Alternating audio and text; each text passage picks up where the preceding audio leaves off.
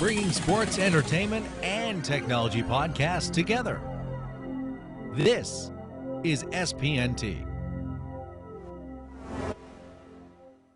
Red vs. Red is brought to you by Stitcher Smart Radio. Download the Stitcher Smart Radio app today at stitcher.com/SPNT.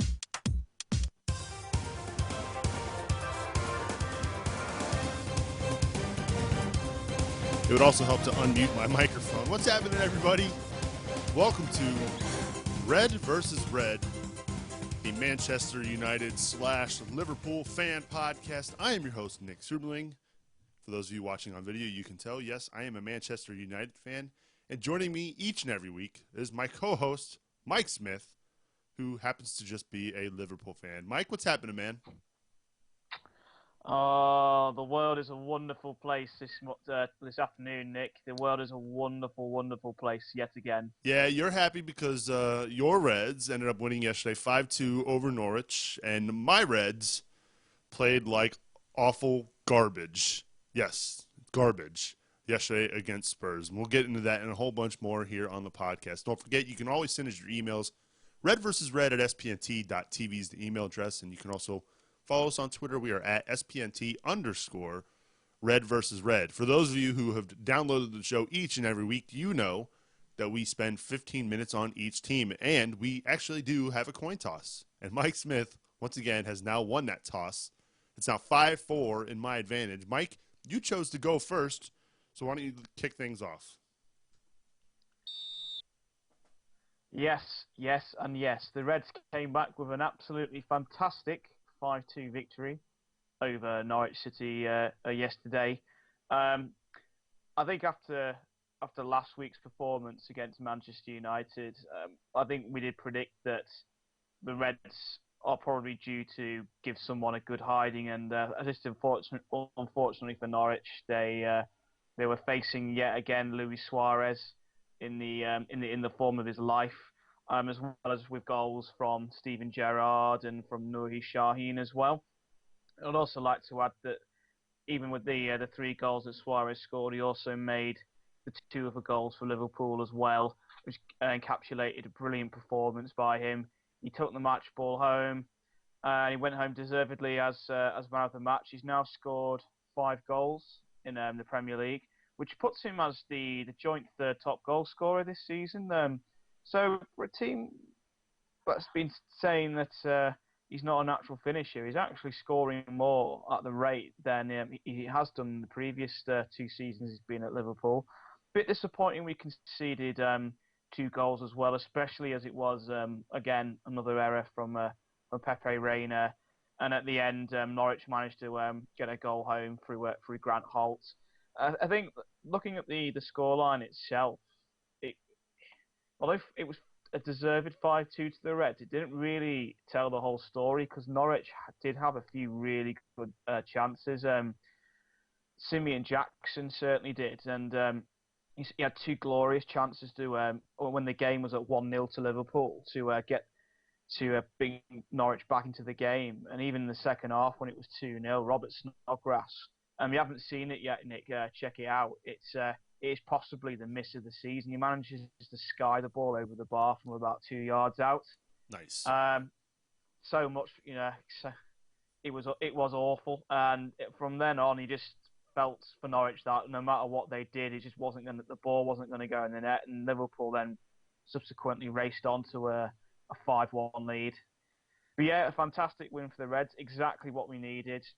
Norwich now are the only team in the Premier League that hasn't had a win this season. Wow. So the mighty, yeah, it was a game against the teams which hadn't won a game this season.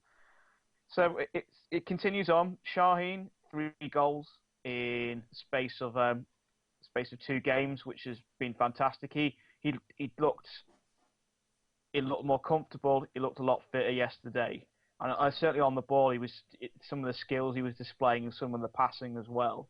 He looked like he's returning to his previous form when he was at Borussia Dortmund. So next up for the Reds, we have a game in the Europa League on the 4th of October.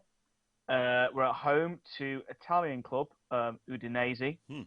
They got a couple of internationals. I think Fabio Quagliarella, he plays for Italy. He's certainly their main threat as well.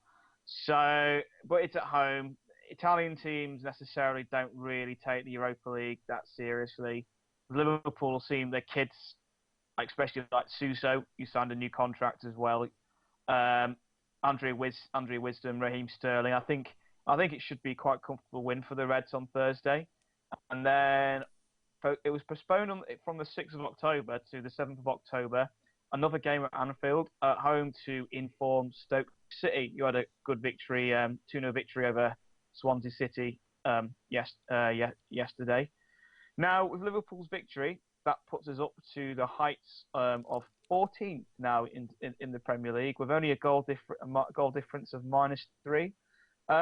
So we've got 5 points. So it's only 11 behind Chelsea, and there's plenty of the season to go. So I guess this is what I'm going to say is the title's charge starts from here. Interesting. You still think they have a chance at the title? No. Well, no. Hey, this is back-to-back years now that Suarez has a hat trick at Carrow Road. I mean, he must really like playing on those grounds. I think he gets a lot of abuse sent directed at him by the Norwich fans, and I just think he takes it on the chin, and he just replicates that by scoring continuous hat tricks against them. Although I personally thought last year's hat trick was better than this year's. I mean, for this year, he'd actually missed a very easy chance before his second goal, and also there was, in my opinion, a clear penalty, clear penalty that should have been awarded for a foul on Suarez, where the Norwich defender barges into the back of it, hauls him down, but the referee doesn't give it. Maybe that's because of Suarez's reputation, but even then the Norwich defenders were like saying he should book him for simulation, which I thought was pretty pathetic, really. He shouldn't be. I mean, there's one thing not to award a penalty, but I can't stand it when players try and get other players sent off or get bookings. No, I agree. I'm with you. I think, and I know we've had talk around the league about this. Tony Pulis, the manager for Stoke City, who you're facing this upcoming weekend, says that there should be a 3-match ban for people that are caught diving. But that's awfully tough because there are times when there are clear penalties and it's not given because of people's reputations like Suarez. And then there are times where I don't know. But I do agree with him that diving needs to be addressed. But as far as Liverpool goes, it's a big win. That's Brendan Rodgers' first league win at Liverpool. So far, I mean, we're only, 4 or 5 games in now? If you had to give him a letter grade as far as what he's done as manager so far, with what he has to work with, Mike, what would you say, where would you say Brendan Rodgers is right now? I'd love to give him like a B grade, but I just don't feel I can at the moment, just be purely upon the... Well, there's 2 things. One, the league position, and secondly, the defence doesn't seem to be clicking. And he has, last year, he does have Agger, Skirtle, Rayner, Johnson, Enrique. He has like last year's team, and I just don't see where they've improved on that respect. We're advanced in Europe. We're playing some lovely football. I just feel as though I can only really give him at the moment it's like a C plus grade at the moment. I mean, if we're any higher in the table, he'd certainly be towards a B plus. I think that we may think it's harsh, but look at it this way: we've got our first win. We should have beaten 2 other teams. We're advancing into Europe. And yes, Rodgers doesn't have a lot to work with. If anything, we've had to reduce the size of the wage bill, and we've had to, try to sell, maybe even look to sell players in order to, cut down the amount of money the club at the moment is losing. But I think, the youngsters he's brought in, they seem to be coping with the added pressures of the first team. So I think about a C plus. 6 games in, I think about a C plus grade is about fair. That's harsh. He's You think? got but nothing to work with. I mean, they loaned Andy Carroll out and didn't bring in another striker. I mean, that to me is a clear sign that somebody above Rodgers dropped the ball. To me, that's how I took it. And honestly, it's so funny that I'm saying this, but I've been watching the Being Liverpool and seeing behind the scenes and seeing his managerial style. I find myself rooting for him until they play Manchester United, obviously. But he's got this personality that you kind of I don't know, and it's odd being that I'm a United fan. I'm supposed to quote unquote hate everything associated with Liverpool, but I find myself rooting for the guy. I've actually got round to watching them being Liverpool, and he does have this infectious enthusiasm about him, and you have this trust with him, like you know exactly what he's doing. But for me, it's purely from a defensive point of view. Is that at the back we're making really silly mistakes, and I think that if we're going to build upon a solid foundation and be successful, we have to get the centre back pairing, we have to get the goalkeeper, and we have to get just the overall defensive play in much better shape. Because at the moment we are shipping goals from left, right, and centre. I mean, after 6 games, we're averaging conceding 2 goals a game, and that's just not gonna. Liverpool are not going to survive with that record at the moment. I mean, at present, after 6 games, there's only 6 other teams who have a worse defensive record than Liverpool in the league. And for years, we've built our foundations upon is a really tight and a really solid defence. That's kind of the reasoning behind my grading. I tend to apply, be a bit more harsher on the certain what I think are the critical aspects of the game, such as scoring goals, defending. Whereas I see the things like the league position. Whereas the cup competitions, well, they're all well and good progressing, but they're not essential. The league is really, as we call it, the bread and butter. So even if we'd not progressed into the Europa League, I wouldn't have necessarily judged him that harshly upon it. But at the moment, it's the league form. But I do have to bear in mind, I take your point, our fixture list has been pretty tough. I was just about to say that you've played City, you've played Arsenal, you've played United, three of the top teams in the league already. I mean, I don't know. I think it's worth asking me maybe this again. It may be worth asking me this again next week, having played Udinese and having played Stoke City, because we probably find ourselves then in a much better position. I mean, look. I mean, there's a long way to go. Look at Swansea. Everyone was going plaudits about them. How wonderful football, they were amazing, and now all of a sudden they've lost 3 games on the bounce. So it's very, I sometimes I don't like giving grades out, but you need to give them out to put a level on and to illustrate where exactly a team is. But at the same time, because of the way the Premier League is, there's so many different factors to put into place. That's kind of that's why I don't like necessarily putting the grades out. But I understand, they are needed. At the moment this way, Liverpool are ahead of Villa, Wigan, Southampton, Norwich, and Reading QPR. We're going to be ahead them end of the season. There's now time for us to look to overhaul the likes of Sunderland, Stoke, Swansea, West Ham, which I think in the next couple of games that we'll be able to do.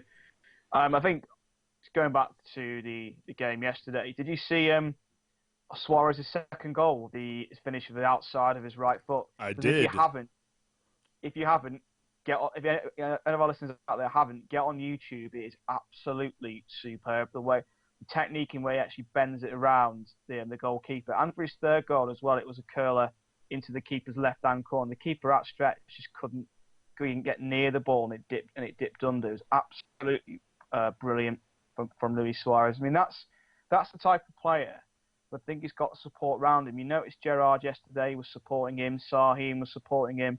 He lights the game up, and that's how you get the best out of him. And all of a sudden, our issues of our another criticism about where the goal's going to come from, they just go away because simply the team it acts as a team, it acts as a cohesive unit. Well, we've got about 2 minutes left here in the first half, Mike, and as you mentioned before, you've got you have a Europa League fixture this week against Udinese, and then you're home to a very tough Stoke City. Peter Crouch, a former Red, making a return to Anfield. It's not the first time he's gone back, but it is, he is a former player, and he seems to always, do something special there at Anfield. If you had to give a prediction for the next two fixtures, what do you got for us? I think Udinese. I think it'll be. I'm going to go for a 1-0 win. Italian teams tend to defend first and then trying to nick that away goal afterwards. But I think if Liverpool take the initiative and get an early goal, which I think they'll be looking to do so, I think Udinese will just sit back and just try and not concede too many goals, but try and maybe nick that equaliser for a draw. But I think the Reds will be able to hold out. So I'm going to go for. Well, I said 1-0. Actually, I'm going to go 2-1 because we can see. We do concede goals at the moment, so I'm going for 2-1 to the Reds at home. The following game is supposed to be played on the 6th of October, but it's being now played on the 7th. Home to Stoke, they're in really good form at the moment. If you look at the Premier League table, at present they're 12th. But on that halftime whistle, I'm going to go for a 2-1 win to the Reds again.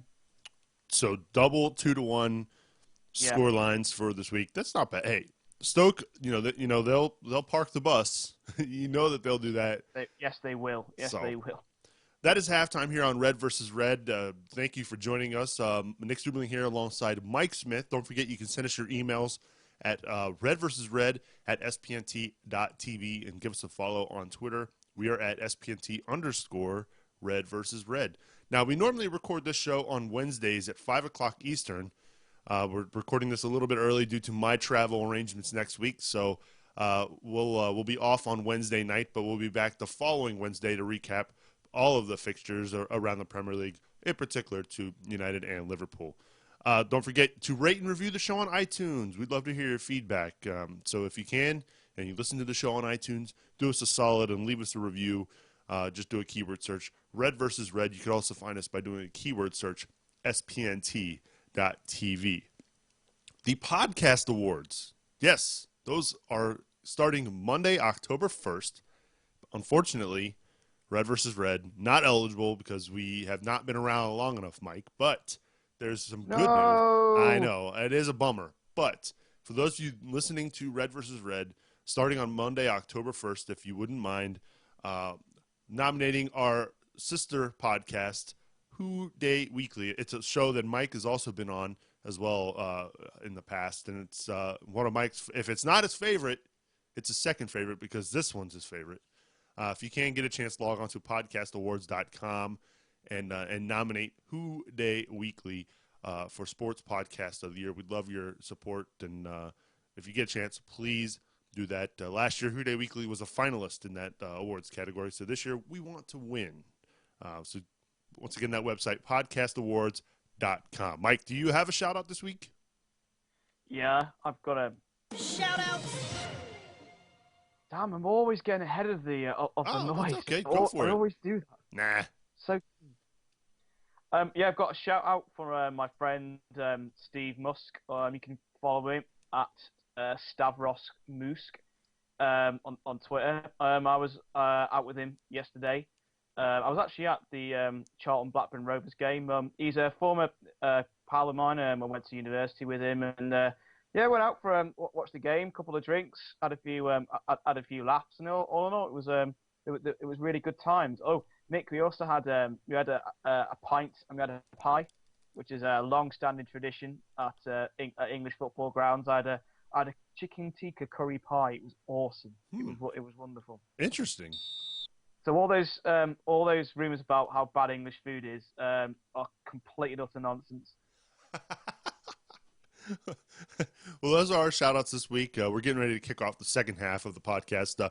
If you want to be shouted out, send us your emails at redversusred@spnt.tv. All right, Mike, you're going to have to bear with me now because I'm going to go on one of those rants. In fact, it was a very similar rant to what you did just a few weeks ago. It's funny how the tables have turned. For a couple weeks there, I was quite happy with the results, and you were very upset. And now here we are.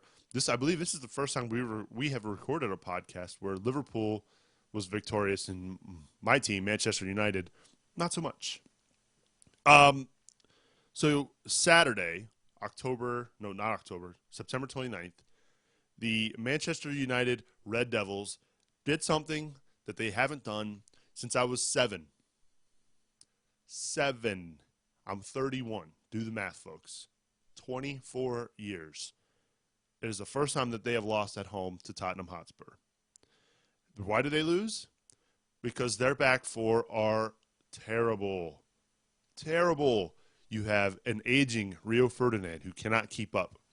Showed this weekend. Johnny Evans, not really a first-team center back in the Premier League. Not at a club like Manchester United. Maybe he could start at Liverpool. No, I'm just kidding, Mike. I'm just kidding. But Raphael, probably the worst game I've ever seen him play, honestly. And now, I don't know necessarily if he is a right back, but he tends to go forward way too often and too much, and he is too much offensive-minded.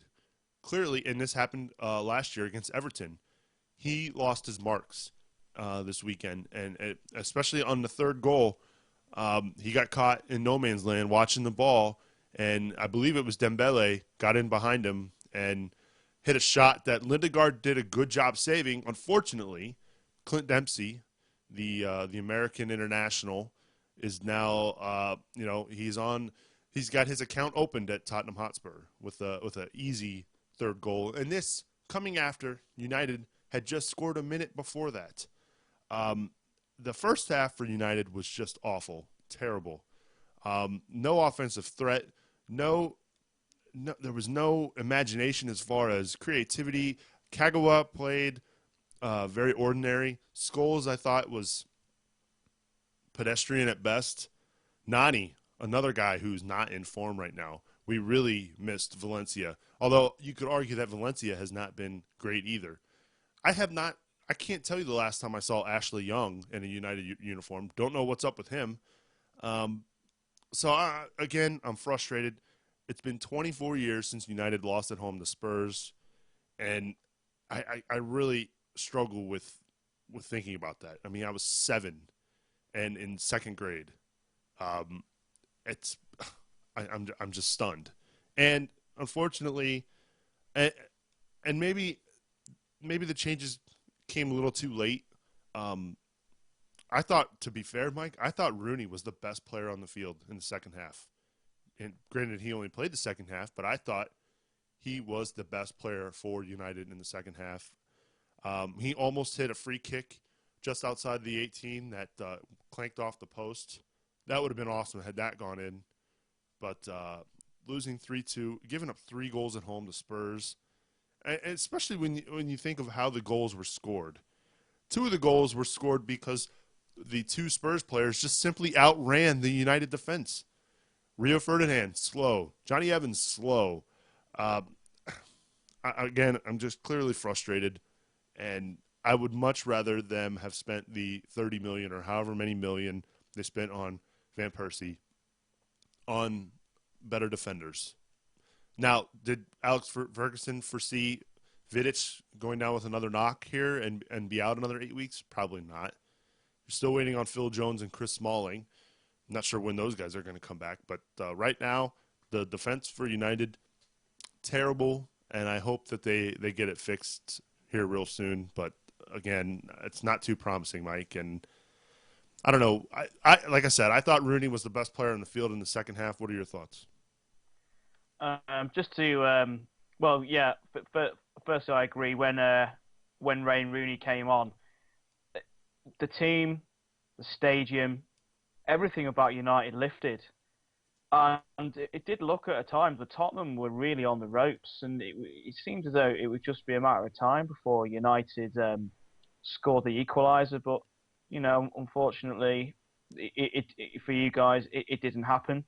Just to compound your misery that little bit more, Nick, the first goal for Tottenham Hotspur was scored by a centre back, Jan Vertonghen, who managed just to waltz his way through the centre of defence. Bale, on his weaker foot, just runs past Ferdinand like he's not there, and then it was a good finish actually into the bottom corner. And the third goal, counter attack, Dempsey finds himself where Dempsey finds himself usually, open goal, and it was 3-1. But yeah, it was really illustrated and really highlighted United's weakness at the back. You guys, I don't know what you're going to need to do, but you need Jones and Smalling back very, very, very quickly. Because at the moment, Ferdinand looks like he's doing it all on his own. Johnny Evans is just not. He's not an elite centre half. You'll get one good game out of him at 3. Well, at Man United, you need 3 games out of 3 him to be at his best. And when Paul Scholes, I thought you're a bit harsh on Paul Scholes saying he's pedestrian. I mean, he is like coming to the twilight of his career. But I thought again he was the only player who looked assured. He was passing the ball. He wasn't misplacing many passes. Nani scores a goal. What else did he do? Exactly nothing. That was it. Kagawa, he got a goal, but he looked very, very, very ordinary. I think also Van Persie looks. He doesn't do anything else. I mean, he's there to score goals, but he doesn't really help with the build-up play. Well, he did assist Kagawa on the goal, though. That was a beautiful pass. That is true. But I was critical of when Rudy came back, saying, "Oh, he might not get back in the team." Oh, flipping heck, yeah, you need him back. Yeah. You need him back sooner rather than later. How about there was a play late in the game, Van Persie's one-on-one with the keeper, to the keeper's right, goal left, and he hits a shot with his left foot that wasn't even close. You got to finish that. And also, what was also pretty poor for United is Chelsea won. We'll get to that later. Yeah. And so City won. Yeah. So even though United's win last week at Anfield, you lose this game, it means nothing now because City have clawed those points back. And Everton, they won as well. They're second in the league now, and they're showing no signs of stopping. But I think they've got, and they've played you guys already, but they've got a couple of really tough fixtures coming up. The Toffee's got some really good hard fixtures coming up soon. But 6 games in, United are third in the league. They're 4 points behind Chelsea. I mean, that's quite a big gap for them at this point of the season. Now, to be fair, 2 years ago when they won the title, I believe real early on in the season, Chelsea won like the first 6 or 7, might even have been 8 fixtures, and then they fired Ray Wilkins. Do you remember that? This was under Ancelotti, and yes, they were 9 points clear of United, and United took off. So I'm not worried. It's still early, like you said. We're 4 points back at Chelsea right now. We still have a chance. We haven't played them yet. The unfortunate thing is we did lose to Everton in the first game of the year, but I'm not saying that Spurs aren't quality, Mike, but you're at home at Old Trafford to a team you haven't lost to there since 1989. And in fact, they had won, I believe, they hadn't lost to Spurs in like nine straight fixtures. So that's the unfortunate part. You can't give up you cannot give up 3 goals and expect to win games. You just can't. Just to I am going to worry you. You've got a away game in the Champions League on Tuesday against a Romanian team called CFR Cluj. That's away in Romania. And then you've got on Sunday the 7th of October. I'm away at Free Score in Newcastle, and that's the 4 o'clock game here. So that's the 12. That's the 11 o'clock game over where you live. Well, hey, they did just beat Newcastle in the League Cup, but you're right, it's not the same. But I was about to say, considering Newcastle have got the top scorer, and they've got Cisse and Ben Arthur, United's defence doesn't look as though it's looking paper thin at the moment. You must be quite worried. I'm very worried, considering last year in this fixture, they lost 3-0 at St. James Park. Or, I'm sorry, whatever arena it is now. But I still call it St. James Park. Yeah. Just to make you further worried, Chelsea have Norwich at Stamford Bridge next Saturday. There's a 5-0er. City have Sunderland at home as well next Saturday. So, this game was, although you lost this game, I think next week's game's even more critical than this. I mean, this one, it's gone. Hopefully, it might be the kick up the backside the players need, because for United's record, they've not been playing that well since the start of the season. If United play like they did in the second half, Mike, they'll beat Newcastle. Yeah, they'll be absolutely fine. They'll be absolutely fine. Well, I suppose that's a positive to take, is the fact that their second half performances improved, but they're giving themselves such hard work to do from the first half that they're killing themselves. They're killing themselves. So you've got a game away in Romania. I don't know much about that team, so I'm not going to say. Do you know much about? Do you know much about Cluj? No. I just know they're called Bruges, I think is the name of it. Cluj. That's the Cluj. That's Belgium. Bruges. That's Cluj. Oh yeah, that's right. Romanian. I think they'll win that game. I know that Sir Alex has been real keen on improving on last year's Championship League performance, so I see them winning. I'll say 2-0 on the road to Romania. That's my guess. But I'm still concerned about Newcastle. Yeah, you have that away. That's. I'll go first predicting that. I'm predicting that one as the independent analyst on this. Newcastle have got 3 really good centre forwards at the moment. United's record at St James's Park, when they have to play for something like the league titles or have to get a result, is actually really good. The rest of the time, not so good. So I think it's going to be. I think Newcastle will win this one. Wow. I think I'm going to go for 2-0. Sorry, but I think unless Jones or Smalling, or if Rooney comes back, then I might be very tempted to send an email out and say, yeah, I've changed my mind. You'll only lose 2-1 because you got Rooney playing. He has to play. I mean, yeah. He's got to play. I would almost be, if I were Sir Alex, I would sit him on Tuesday in Romania, let him get his rest, so that we know that leg gash is fully healed and that he's okay. Or even if you just spell him for just a half, he played 70 minutes in the League Cup game against Newcastle last week. But at some point, Wayne Rooney can't play center back, guys. We need help back there. The first goal that they gave up wasn't on Lindegaard. I thought he has played well in net for United. I think we have solved that equation. I think it's pretty clear that he's Sir Alex's first choice right now. But yeah, you need help in front of you. Got a question for you, Nick. Bring it. January transfer window. Does Fergie spend anything? Nope. Centre half or centre midfielder? Nope. Second question: do they need to spend any money? Yes. Where? Yes. On a center back or center defensive midfielder, but they won't do it.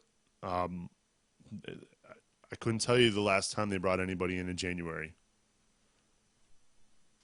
No, I can't either. They just won't do it, and Nope. they don't. I don't know if they have the money for it. They spent $30 million on Van Persie, which, by the way, granted, he has saved us early in the season with his hat trick at Southampton, but I would argue that they were better off spending that money in the midfield and defense. And really, it was a buy to prevent him from going to the other side of Manchester, in my opinion. That music means it's stoppage time, Mike. This is where we talk about the rest of the Premier League. Speaking of Newcastle, Demba Ba with probably the finish of the year yesterday. That was fantastic. Oh, even in the interview afterwards, he was just like he couldn't believe himself. He scored it. He couldn't actually believe it himself. Yeah, Reading really 2-1 up, threw away some valuable points there. But Newcastle, Nick, just get this: Alan Pardew, 8-year contract, 8 years contract for Alan Pardew. No one in pro sport, no one gets an 8-year contract, as far as I'm aware. Well, you can argue that, hey, he has earned it. He's got them playing in Europe, I believe. And when you consider that, just 2 years ago, this team was in the championship. So I'm impressed with what they've done. In just a year and a half since he took over. I don't know. I think it's a lot of money to tie into one manager, and I think that if things go, notorious football is things go wrong. That's a hefty payout they've got Alan Pardew. Everton 3, Southampton 1. Blues looking really, really good, sadly. Fulham 1, City 2. City get a controversial penalty. Jacko was the winner. That game really